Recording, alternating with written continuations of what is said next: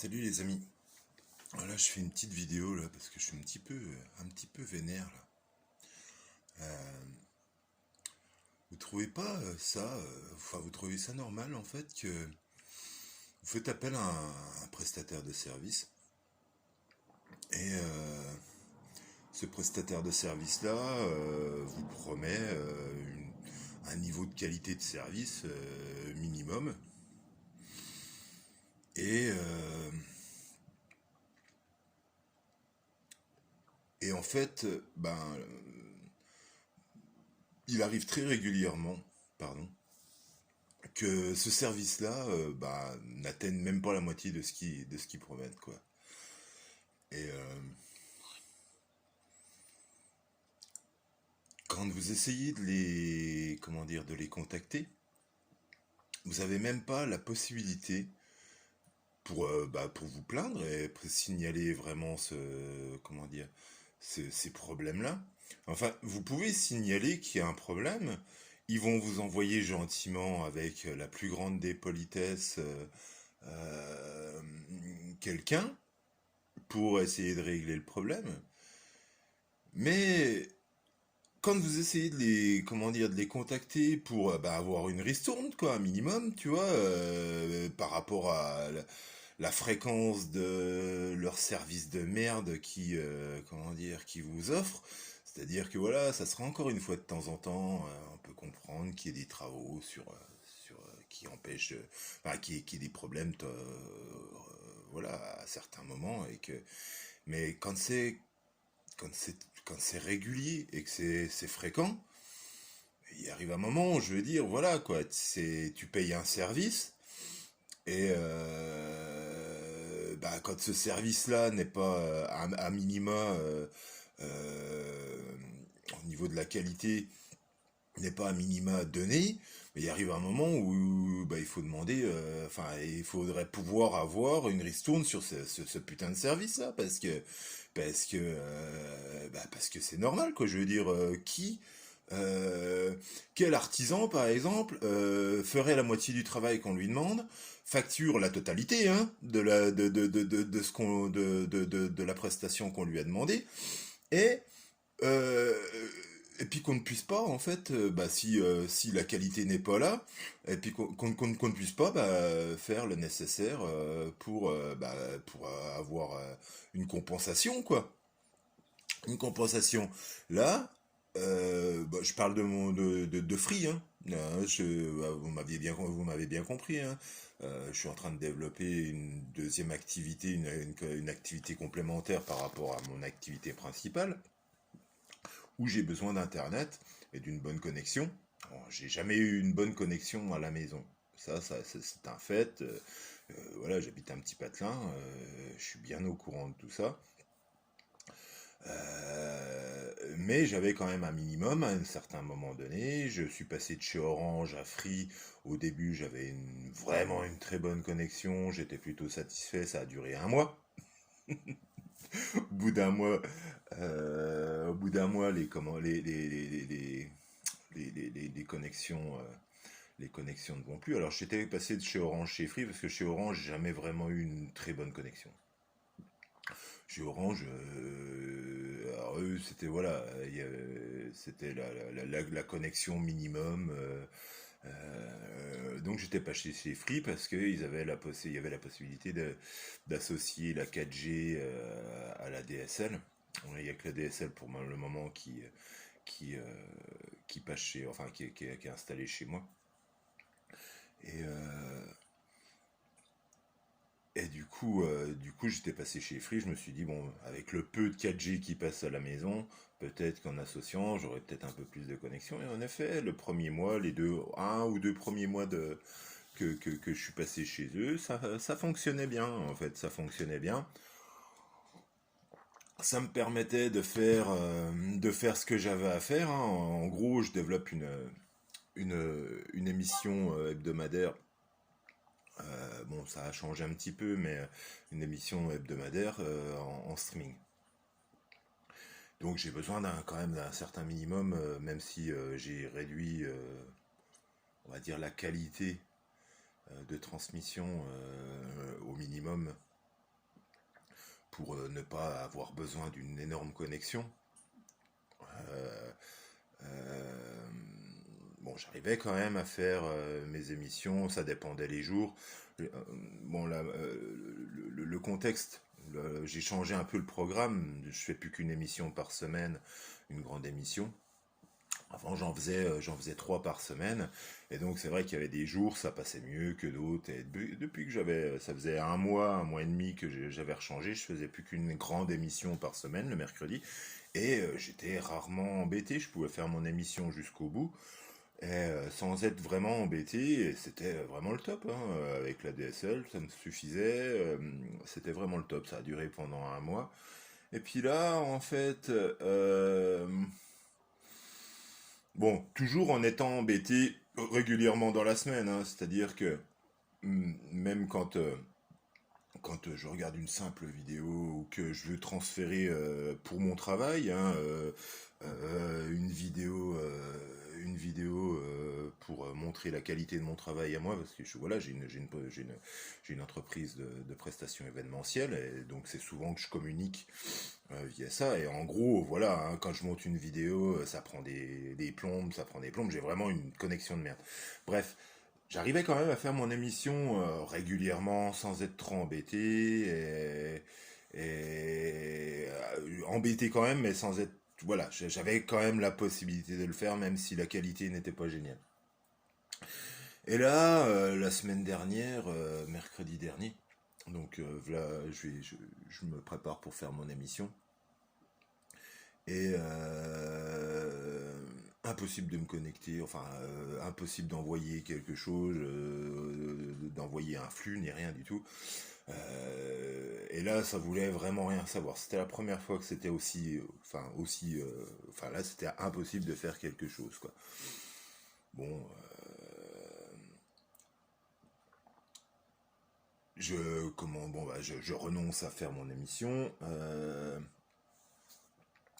Et je commence à me renseigner pour me plaindre et signaler le problème. Donc, on peut signaler le problème hein, avec, comme je vous disais tout à l'heure, avec Free. Il y a sur leur site internet, le site abonné, il y a la possibilité de signaler un problème. Et là, tout est nickel, tout se fait en automatique, on va dire. Il vous envoie enfin, moi j'ai reçu hier un technicien qui est venu voir, vérifier ce que j'avais déjà fait il y a quelques mois, parce que c'est régulier, hein, que j'ai comment dire, que j'ai des trop gros soucis qui me permettent absolument pas de travailler en fait. Et du coup, bon, donc la première fois que je les avais invités, lui, il avait déjà réglé deux, trois petits trucs de mon côté, parce que c'est vrai il m'avait conseillé de tirer un câble jusqu'à mon ordinateur depuis la box pour avoir un maximum.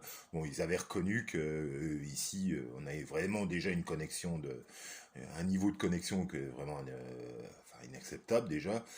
Et donc, voilà, il avait bien reconnu ça. Et bon, mais dans tous les cas, ce qu'il avait fait, ça me permettait quand même de travailler.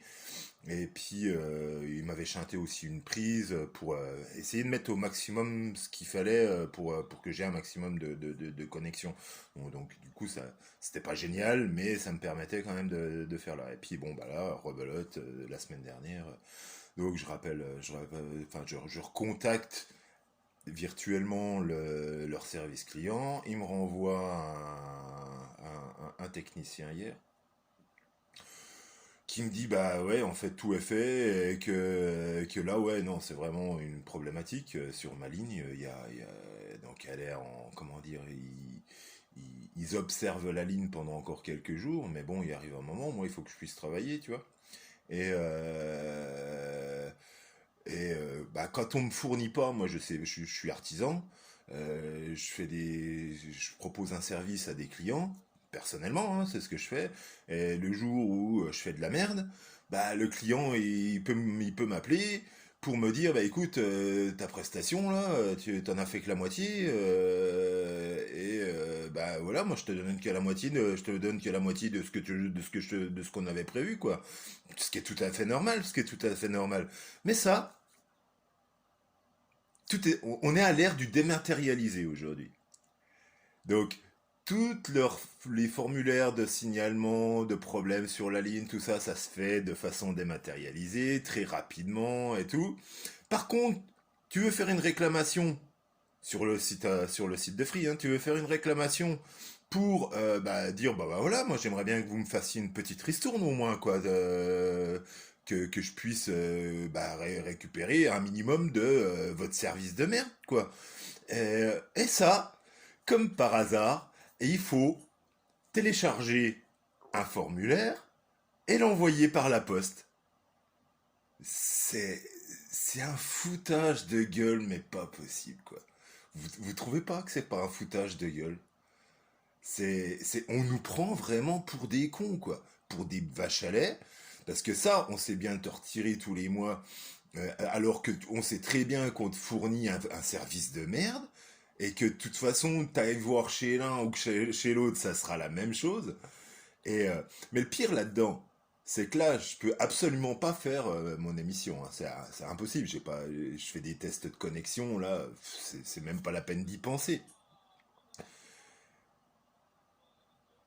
Et donc du coup, en même temps, je reçois un mail de Losange. Donc Losange, c'est ceux qui, enfin la semaine dernière, hein, dans les mêmes temps à peu près, je reçois un mail de Losange, parce que dans le fait que je me renseignais et tout ça, bah, voilà, j'ai vu mon mail.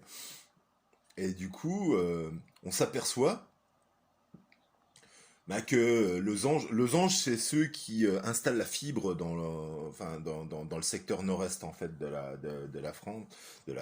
Alors bon, la fibre, moi, c'est quelque chose que je voulais prendre parce que voilà, pour mon activité, l'axe de l'activité, de la nouvelle activité que je suis en train de développer, avoir une bonne connexion pour pouvoir proposer mes émissions en meilleure qualité vidéo et tout ça,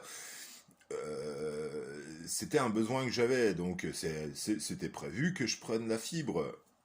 C'était prévu que je prenne la fibre.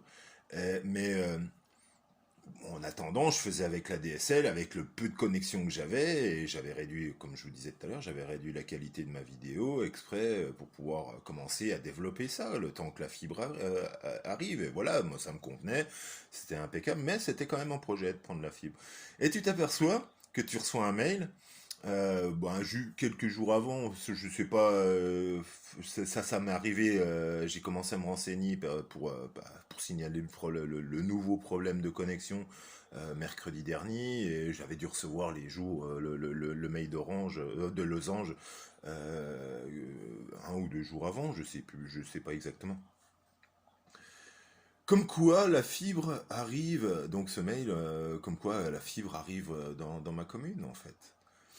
Et là, c'est qu'une supposition hein, que je fais, mais basée sur plusieurs témoignages et dans mon entourage et sur Internet que tu arrives à trouver à glaner et tout ça, qui te disent que c'est bizarre.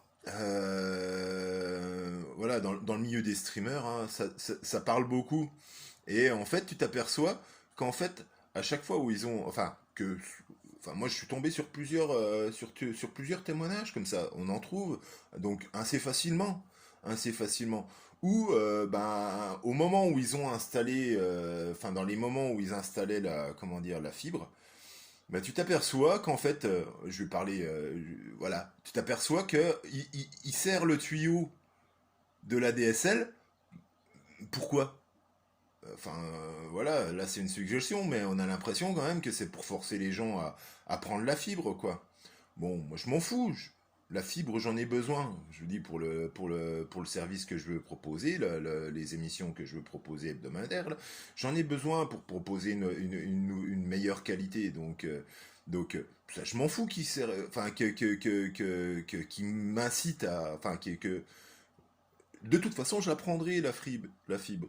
Donc, qui me sert le tuyau, si c'est vraiment le cas, parce que ça, tu peux pas le prouver, hein, bien sûr, hein, c'est pas possible que tu puisses prouver. Par contre, ce que tu peux prouver, c'est que quand tu appelles comment dire, quand tu appelles, que tu as un technicien de chez Free qui vient, et puis qui te disent, bah ouais, Orange s'amuse à bloquer les lignes, quand tu changes d'opérateur, hein, quand moi j'ai toujours été chez Orange avant, et voilà, quand tu passes chez Free, ils sont pas très contents et qui s'amusent à bloquer, à freiner les lignes, et que du coup, bah, à chaque fois, ils sont obligés de se démerder avec Orange pour ça. C'est le technicien qui te le dit, le technicien Free. C'est pas n'importe qui. C'est pas n'importe qui. Euh, Ils se foutent de notre gueule. Ils se foutent de notre gueule. Ah, il y a des fois, il faut être bien fait. Hein. Faut être bien fait pour ne pas péter un câble. Hein. Pour ne pas péter un câble. Mais pas péter un câble parce qu'on n'a pas, comme un enfant gâté, parce qu'on n'a pas notre truc. Alors ça, c'est un fait, quoi. C'est vrai que c'est énervant. Mais c'est surtout d'être pris pour un con. D'être pris pour un con par des parce qu'ils savent qu'ils ont le monopole, tu vois. Et ils savent que de toute façon, t'as pas mieux ailleurs. Que t'ailles chez l'un ou chez l'autre, c'est les mêmes saloperies. C'est les mêmes saloperies. Je suis désolé de parler cru hein, et de parler méchamment, mais c'est vraiment le cas, quoi. Je veux dire, un artisan qui fait, qui fait du boulot de merde, enfin, il arrive un moment où tu arrives à le contacter et puis de lui dire bon écoute, tu me fais une ristourne ou tu me fais un geste commercial parce que là ça va pas bien se passer quoi. Ça va pas bien se passer. Et le clou sur le gâteau, c'est que voilà, ils ont tout dématérialisé, mais le formulaire pour faire cette réclamation, bah, c'est une formulaire papier que tu es obligé d'imprimer et que tu es obligé d'envoyer. Juste pour t'emmerder jusqu'au bout. Juste pour... Alors que ça serait très facile de remplir ça par Internet, de façon dématérialisée, que ça aille très vite